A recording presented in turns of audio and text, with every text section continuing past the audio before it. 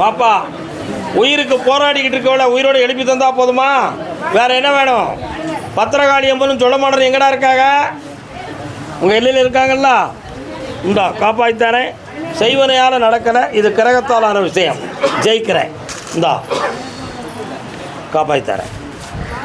Nagercoil Nagercoil newspaper agent newspaper agent newspaper agent Nagercoil newspaper agent newspaper agent newspaper agent கால் வந்துட்டு வாமா.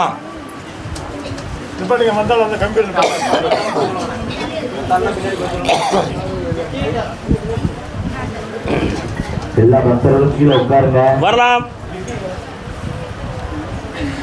ஒரு பிள்ளையினுடைய வாழ்க்கை பிரிஞ்சு கிடக்கு, அதை ஜெயிச்சு தாரேன். இன்னொரு பிள்ளைக்கு புதிய வாழ்வை அமைச்சு தாரேன்.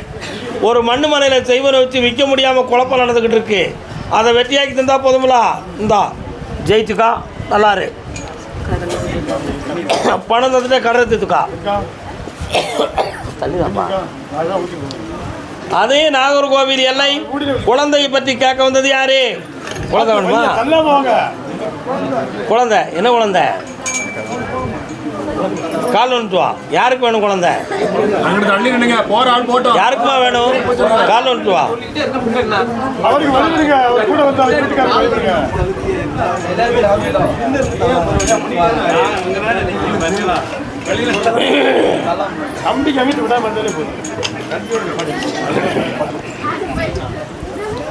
உன் கட்டுமனைக்கு போய் பார்த்தேன்.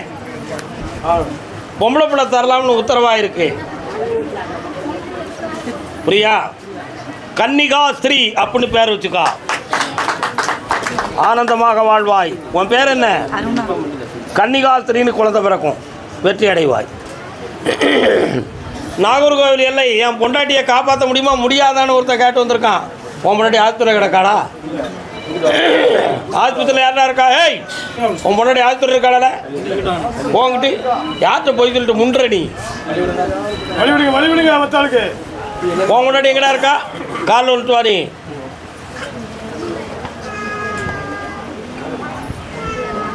நாகர்கோவில் சொன்ன உடனே பாயுதிய கரெக்டு தான். அது உங்களுடைய ஆவல் பக்தி.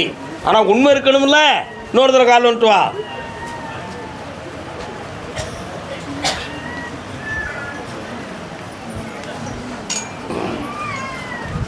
ஓலையை எடுத்து பார்த்தேன்.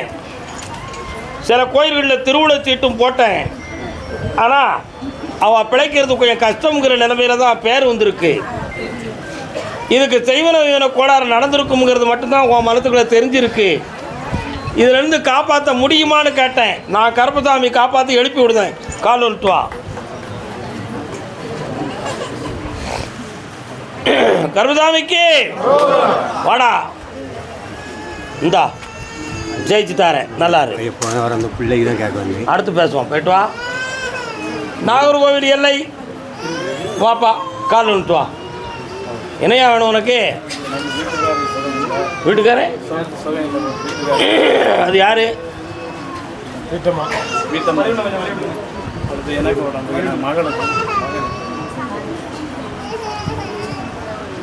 ஏசுவி நாணய மணி ஓசை கேட்டு இதயம் குலுங்குதடா. சர்ச்சி எங்க இருக்கு? ஒரு 1/2 கிலோமீட்டருக்குள்ள இருக்கு. சரிண்ணா வாங்க.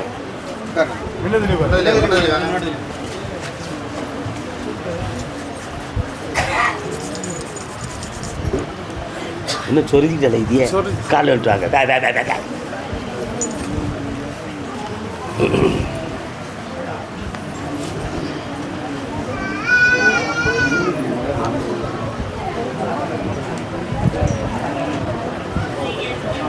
ஜன்னலுக்கு பின்னால ஒரு தீய சக்தி உங்க வீட்டை தட்டுது.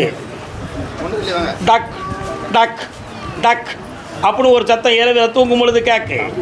என்னென்னு தேடி பார்த்தா ஒன்றுமே காணலை. ஆனால் சத்தம் மட்டும் கேட்கு. சில சமயத்தில் வெளியூரில் போய் இருந்தாலும் கூட அந்த சத்தம் கேட்கு. சரிண்ணா? அது என்னது? அதுதான் ஒரு பேயாற்றல். அந்த ஆவி உங்களை தொடர்ந்து வந்துக்கிட்டு அந்த சத்தத்தை எழுப்பிக்கிட்டு இருக்கு. நிறுத்தி தந்தா போதும்ல. கால் வந்துட்டு வா. டக் டக் டக். வாப்பா, வீட்டை போட்டோ எடுத்து வார புதன்கிழமைக்கு கொண்டு வா. பிள்ளையும் காப்பாற்றி தரேன், எல்லாத்தையும் வெற்றியாக்கி தரேன். இந்த ஒரு விஷயத்தை சரியாக்கியாச்சுன்னா எல்லோரும் எந்திரிச்சாச்சு. சரியா?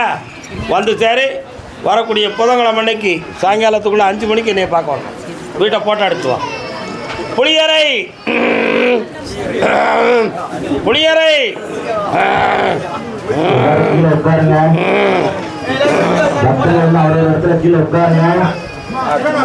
புளியரை 4 உத்தரவு இருக்கு. 100 தடவை கால் வந்துட்டு வரலாம்.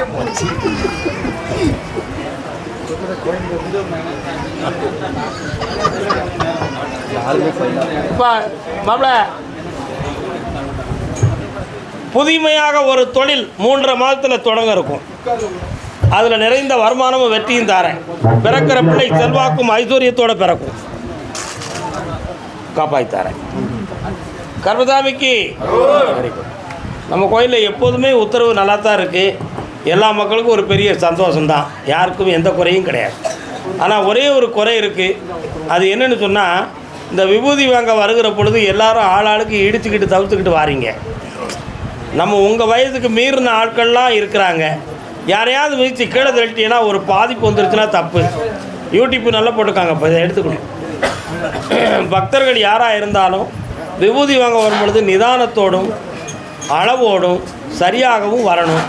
முதல்ல நான் சொல்கிறத மட்டும் கேளுங்க.